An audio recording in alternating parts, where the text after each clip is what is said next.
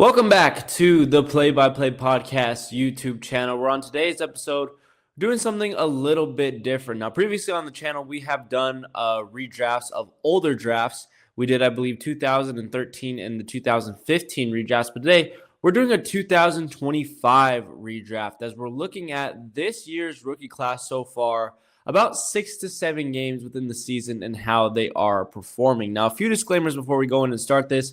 Obviously, this is a very, very small sample size. So this is going to change probably by the end of the season, if not within the next couple of weeks. This is not a definitive of where these guys really rank. Obviously, like I said, we are only 6-7 games in, so there's a lot more basketball to play for all of these rookies, and I wish all of them the best of luck. But I figured that it would be cool to do a little bit of a progress report, just seeing how they've worked out on their squad so far with such a small sample size. And the second thing that I want to say is I always give you discretion on these videos, on my redrafts, on my mock drafts as well, on how I personally draft players, because it's a little bit different than a lot of other people do it. I personally look to draft players more based off of fit than talent. So there may be some picks in this video where you may say, well, this point guard player is better than this center. But if the team has, two solid, good rotational point guards in place, likely chances is I'm not going to give them a third point guard to go ahead and play. I'm going to give them somebody at that center position where there is a bigger hole for need. So just keep all of that in mind before we get into this. And finally, I'm going to quickly wrap up this very, very long intro. If you have not already, please go down below, subscribe to the channel, leave a like, comment on the video, as well as share with your friends. And if you haven't already, go ahead and follow us on all social medias, that being TikTok, Instagram, and Twitter. All of those ads are going to be down below within the description. We're on all those social medias. You get to see my latest reaction to breaking news within the NBA, the NFL, and combat sports. And you will never miss whenever the podcast decides to upload an episode. And without further ado, let's not waste any more time. Let's go ahead and hop into this. So we're going to be doing the full lottery today, the first 14 picks of this draft. And we start all the way back at the number 1 overall pick with the Dallas Mavericks. They originally took Cooper Flagg. They're going to once again be taking Cooper Flagg. And there's a couple of reasons for that. I understand that there possibly could be other players right now that maybe have performed a little bit better. VJ Edgecombe kind of being the main one. But obviously, once again, very, very small sample size here. And I think that Flagg is kind of the perfect fit to fit in there with the revolving Mavericks. And I think that while Edgecombe has been absolutely explosive on the offensive end, I do like where Cooper's head is at right now when it comes to rim protection. And especially when you put into the fact of one aspect that I never really talked about with Flagg is the fact that Anthony Davis does tend to get hurt very, very often throughout his career. Flagg being able to be very versatile, playing the 2, playing the 3, potentially even playing the 4, that gives Dallas some opening to potentially play him at that power forward spot to replace AD when he is hurt, which he is currently hurt and is going to be out for, I believe, 1 to 2 weeks right now with, I believe it's an eye injury, an eye or leg injury that he's going ahead and dealing with. So that versatility is very, very important. And, he's played well so far. There's not going to be a lot really to say about this moving forward, but he's put up some good scoring numbers. He's shown some really great competitiveness to go ahead and go one-on-one against guys. His defense has been outstanding, so the offense is just going to really what is going to have to come around for him. Just him feeling a little bit more comfortable, and so throughout the next couple of weeks, throughout the next couple of games, you will begin to see that. But I think that he is having a solid impact right now on a Dallas team that is still missing Kyrie Irving. We cannot forget about that. And then you move to the San Antonio Spurs at number 2 overall. Was thinking about going VJ Edgecombe here, but I just think that Dylan Harper has played too well at this point. I think that all the talk of him potentially not being a solid fit in San Antonio has gone away. I think that they've done a beautiful, beautiful job balancing that. As you can see, they are 5-0 at this point within the season. They've been kind of playing back and forth with Fox and Castle at that point guard, shooting guard position, but they've subbed in Harper at times as well. I don't know what the heck this ad is, and I apologize if there are ads on the draft side as well. That just tends to kind of happen every once in a while. But as you can see, 14.5 points right here, 4.6 rebounds, nearly 5 assists as well. He's going ahead and off that and shooting 48.2% on the field. And he's had some really, really solid performances recently. You see that 20-point per game performance against Brooklyn, 13 against New Orleans, folding in 5 rebounds and 3 assists into that as well. So he has kind of just played around with this squad really, really well. And, of course, having Wemby there is really going to help him out. But the length as well, the defensive capabilities, really, really like how he's plugged into that squad. Then you have VJ Edgecombe at number 3 overall. He's going to quickly return back to the Philadelphia 76ers. Definitely believe that this was the right pick. I know that they were possibly going to look at drafting Ace Bailey in this year's draft, that they were looking at Trey Johnson, but VJ has 100% been the best pick that they could have made at that number 3 overall with the players that were available. I watched that game last night against the Boston Celtics, and he was flying, man. The athleticism that he has, I don't think anybody can match that type of athleticism in this draft this year. He was doing a great job on guys like Jaylen Brown and Derek White, being able to stick with them on the perimeter, especially late in the game in clutch time, and his scoring ability as well. I mean, he is a 3-level scorer, maybe not as talented as somebody like a Trey Johnson, who's with the Washington Wizards right now, but definitely somebody who is still dangerous all around. And with that athleticism, you watch out, because when he takes flight, it is very, very, very difficult to stop him. So now we move to the Charlotte Hornets at 4th overall. We're going to go ahead and we're going to stick with the same pick as well, going Concanopoulos. I know what you're thinking, Diego. How the heck is this a redraft? You just redrafted the 2025 first 4 picks. But don't worry, we'll get to a little bit of a change here in a second. But I think that it really just shows that these teams so far, their picks have paid off, and they've drafted really, really well. And Knoepel is a good idea of that. I've seen that versatility with him to be able to move back and forth. If you go ahead and look at his statistics right now on the website with the Charlotte Hornets, he served really well in that role next to LaMelo, just being, a solid, nice defender. He also has a nice handle on him, doesn't turn over the ball too much.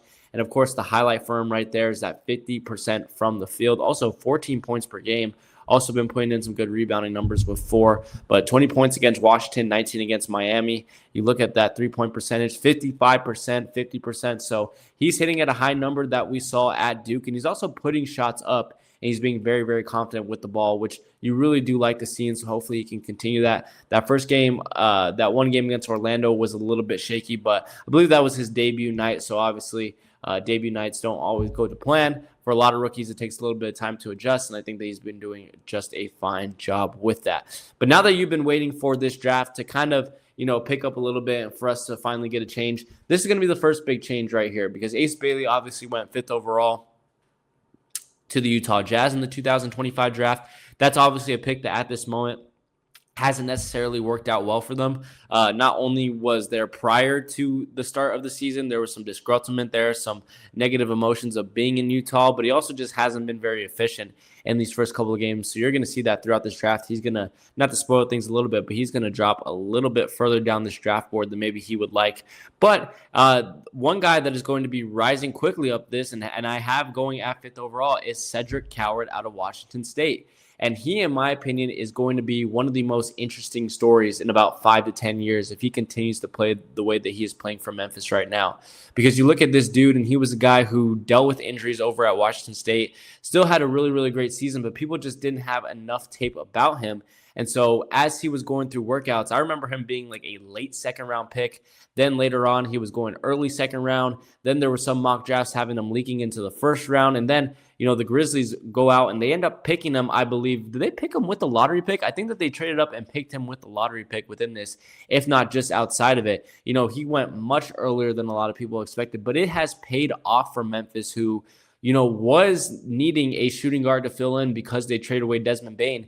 And he's doing just that, averaging 16 points per game right now, and is a force on the glass. I mean, the dude is rebounding like hell. He's had a couple of double-doubles already within the NBA, which is great to see. And he is just a efficient shooting wing on the left side. Him and John Morant, being on that perimeter, that's going to be really, really solid defensive depth there at that guard position. And this is a guy that I think that sky is honestly just the limit for him. I think that he has so much untapped potential still, even though he already is a really, really solid player in this league. And the physicality that he plays with, man, that might be unmatched in this draft as well. So great pick there from Memphis. And, in this draft, luckily, Utah ends up coming away with them, which is nice because they do need somebody to fill in at that 2 spot. They have so many of these smaller point guards that they're trying to play there. And then you have some underdeveloped guys like Johnny Juzang and whatnot. So you get yourself a certified 2 guard to plug in there right next to Lauri Markkanen. Man, that's going to work out great for them. Then you move to 6 overall with the Washington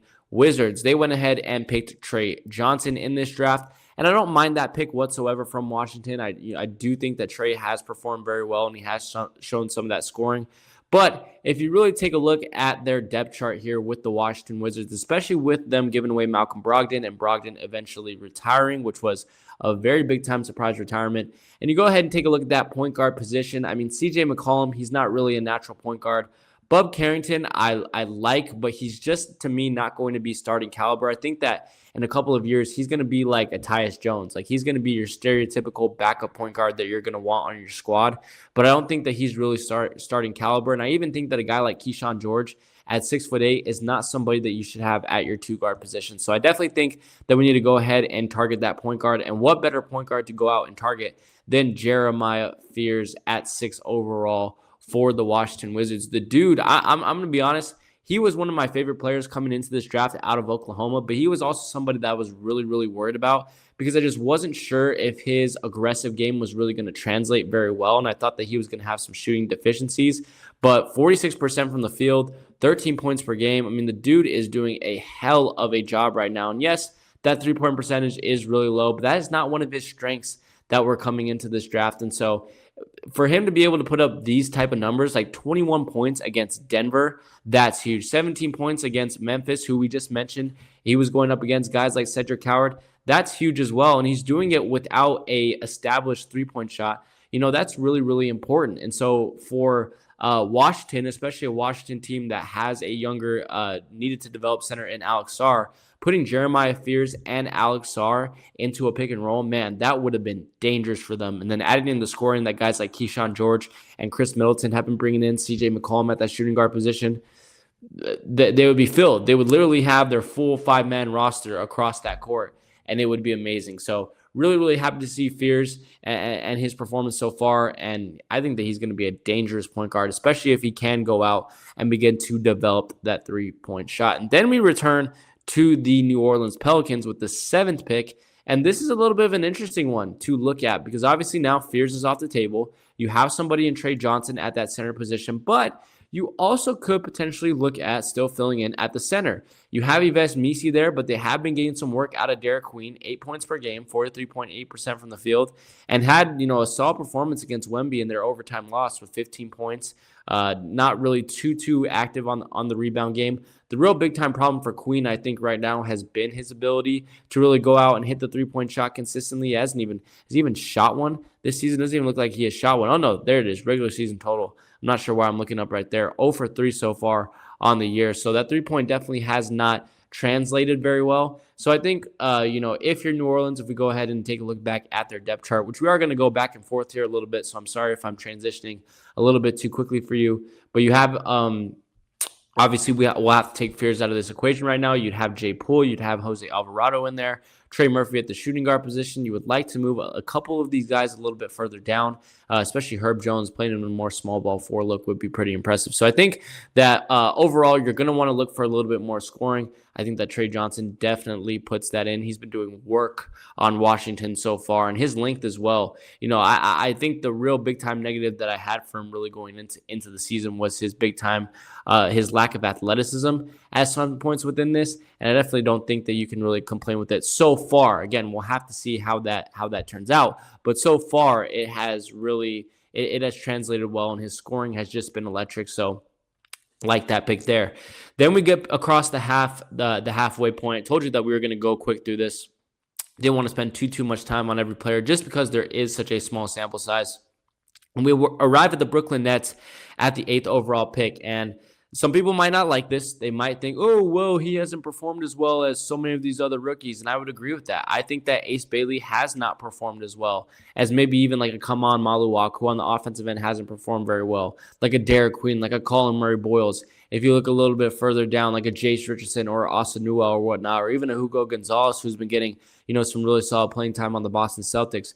But I think that when you look at this Nets roster and you put a guy like Ace Bailey into that, with how open the court is, you see the work that Cam Thomas is doing. Let Ace Bailey just go out there and run on an open court.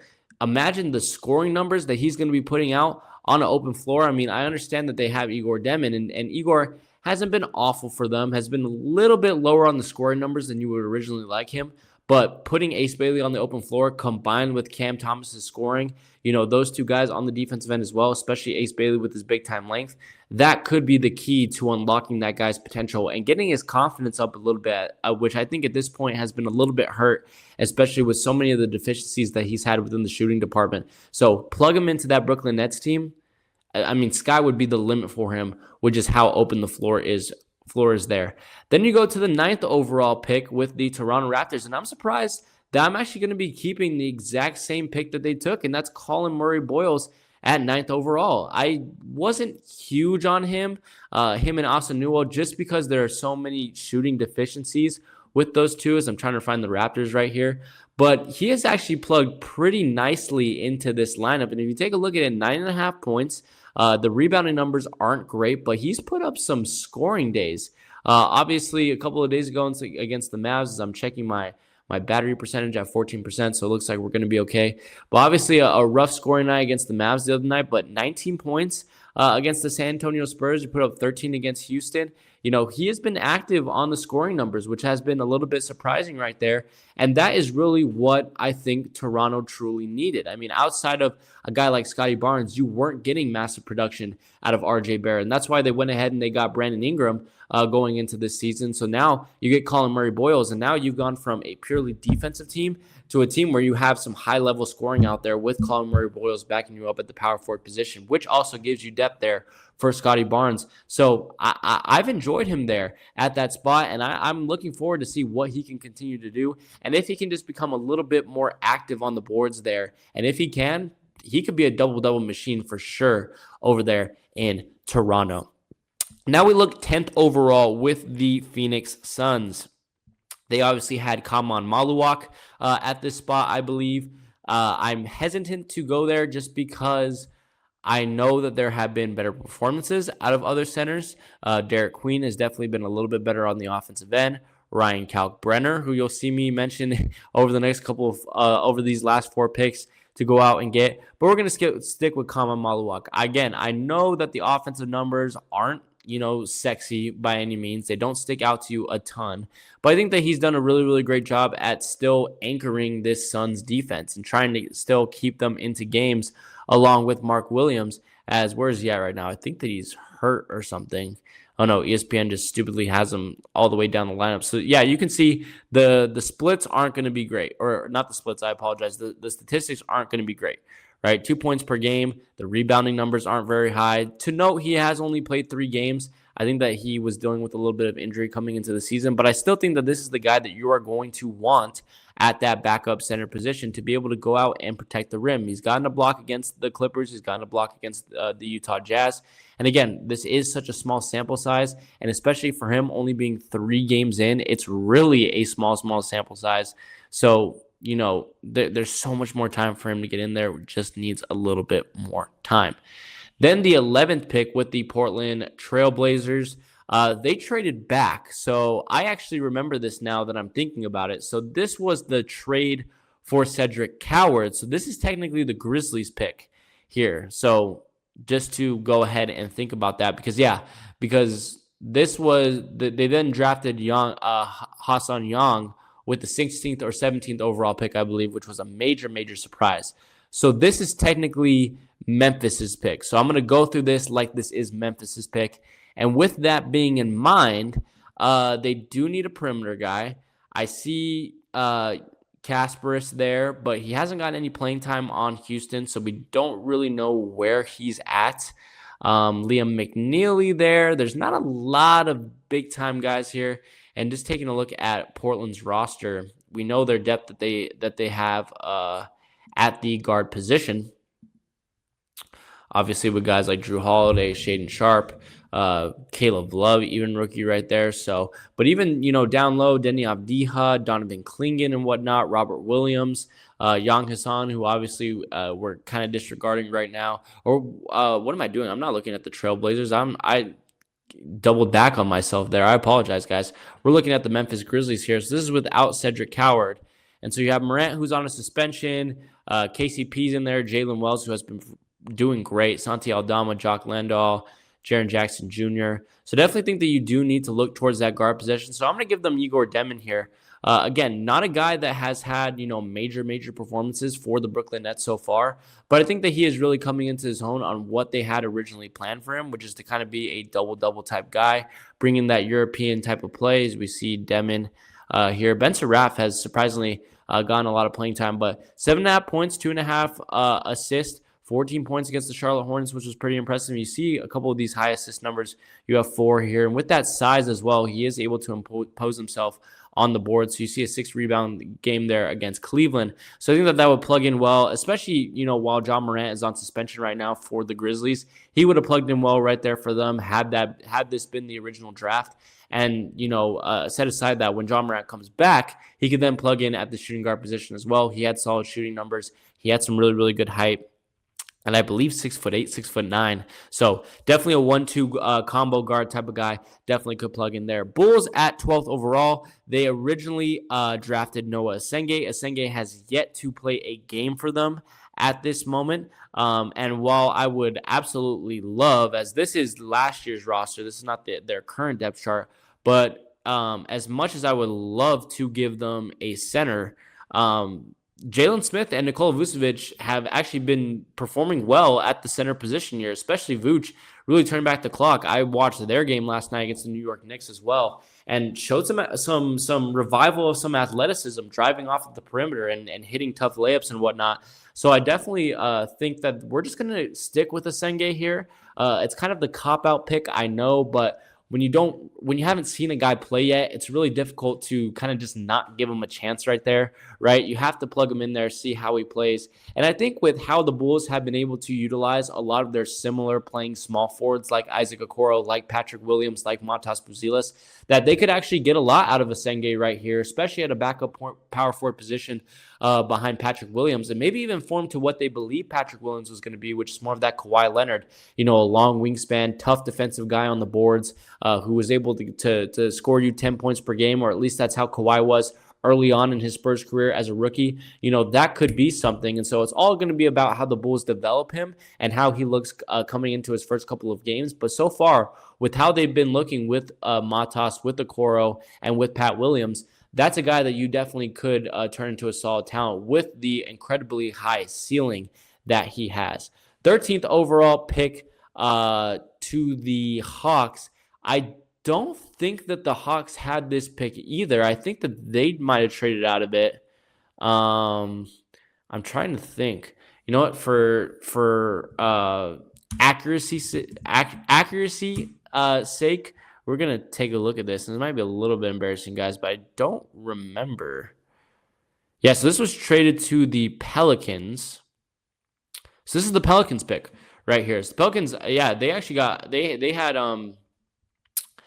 had two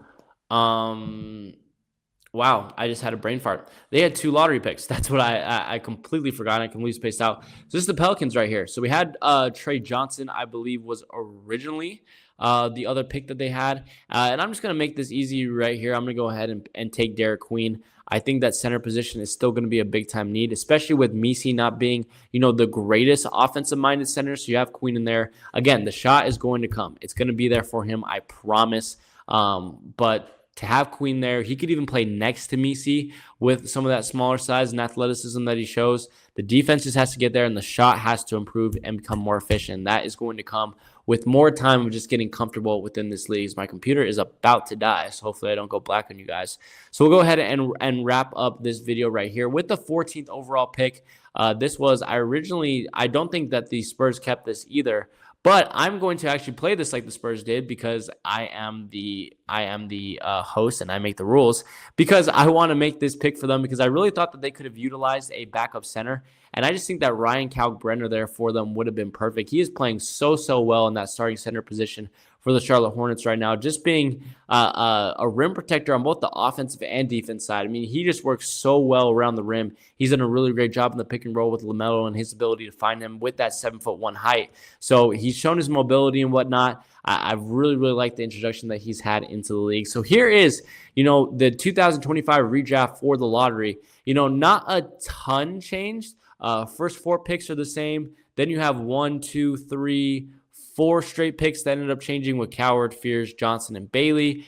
Boyles is the same, though. Kaman Maluak is the same, and Asenge is the same. So, and Derek Queen as well. So 8 out of the 14 picks we still kept the same. And of course, there are a couple of guys that you definitely could have plugged in here. We mentioned Hugo Gonzalez and whatnot, and guys like that who are getting a little bit more playing time. But with the small sample size, I do think that this could be a potential redraft, especially Coward at number 5 with how amazing that he's played. But let me know what you guys think about this down below in the comments. Who do you think that I missed out on? Who do you think that maybe I drafted a little bit too high, too low? What would your overall redrafts be? How happy are you with your team's rookies so far at this point in the season? Of course, once again, disclaimer, we still have a long, long way to go. So there's still a lot of basketball to play. And a lot of these guys are still very unproven, not yet comfortable with the speed of the NBA, which they will come to grasp with. But let me know about all of that down below in the comment section, as well as subscribing to the channel, leaving a like, and sharing with your friends. And if you haven't already, go ahead and follow us on all social medias, that being TikTok, Instagram, and Twitter. All of those ads are going to be down below. We're on all of those social medias. You will get to see my latest reactions to the breaking news within the NBA, the NFL, and combat sports. And you will never miss for whenever the podcast decides to upload an episode. And without further ado, guys, that's all that I have for you guys today. I will see you guys on the next one.